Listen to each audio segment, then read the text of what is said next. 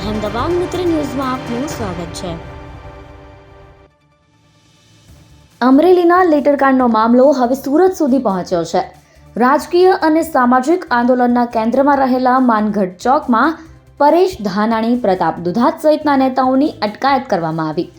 બીજી તરફ રાજ્યભરમાં ચકચાર જગાવનારા આ લેટરકાંડની તપાસ હવે SMCના DIG નિર્લિપ્ત રાયને સોંપી દેવામાં આવી છે। એક તરફ અમરેલી લેટરકાંડ મામલે રાજનીતિ ગરમાઈ છે, તો બીજી તરફ પોલીસ પણ હવે એક્શનમાં જોવા મળી રહી છે। અમરેલી SP દ્વારા રવિવારે એલસીબીના 3 પોલીસકર્મીઓને સસ્પેન્ડ કરી દેવાયા। કોંગ્રેસે 13 જાન્યુઆરી માનગઢ ચોક ખાતે અમરેલીમાં ભોગ બનનારી યુવતીને ન્યાય અપાવવા માટે ધરણાની જાહેરાત કરી। સુરત પોલીસે ધરણા માટે મંજૂરી આપી ન હતી, જેને લઈને પરેશ ધાનાણીએ કહ્યું હતું કે અમે ગમે ત્યારે ધરણા પર આવીને બેસી જઈશું, જેના પરિણામે ગઈકાલથી જ વરાછા પોલીસ સહિત અન્ય પોલીસ સ્ટેશનની પોલીસ માનગઢ ચોક ખાતે ગોઠવી દેવામાં આવી।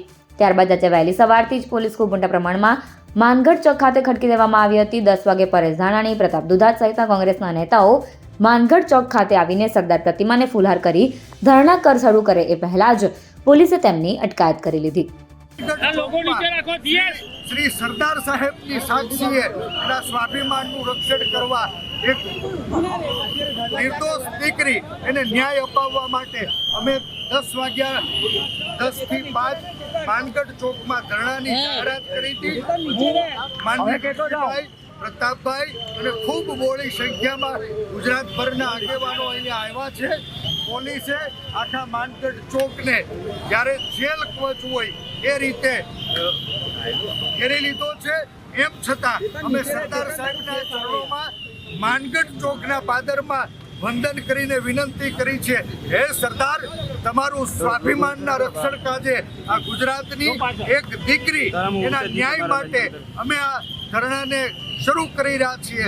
માનગઢ ચોકમાં મંજૂરી માંગી હતી, મંજૂરી માંગવાની કોઈ જોગવાઈ નથી। આ દેશમાં સંવિધાનથી દરેક માણસને સરકાર સામે સવાલો ઉઠાવવાનો અધિકાર છે। આંદોલનથી તો આઝાદી મળી હતી, આજ આઝાદ ભારતમાં આંદોલન ઉપર પ્રતિબંધ કોણ અને શું કામ મૂકી છે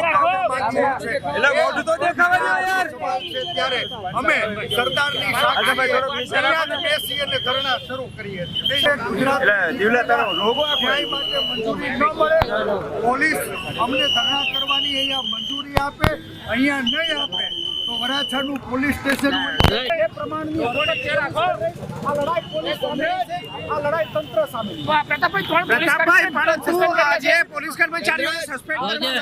સરદાર સાહેબની પ્રતિમાને હાર પહેરાવ્યા પછી તમને જણાવું છું। અને 3 પોલીસકર્મી એટલે કે નાની માછલીઓની મારી નાખવાથી મગરમચ્છોને મૂકવાના નથી। પોલીસ ધરપકડ કરે તો અમે પોલીસ સ્ટેશનમાં ધરણા કરશું અને જેલમાં લઈ જઈ જેલમાં ધરણા કરશું। આ કોઈના બાપની ગુલામી કરવા માટે અહીંયા નથી। અહેમદાબાદ મિત્ર ન્યૂઝની YouTube ચેનલને સબસ્ક્રાઇબ કરો અને બેલ આઇકોન જરૂરથી દબાવો, જેથી દરેક મહત્ત્વના વિડીયોની નોટિફિકેશન તમને મળતી રહે।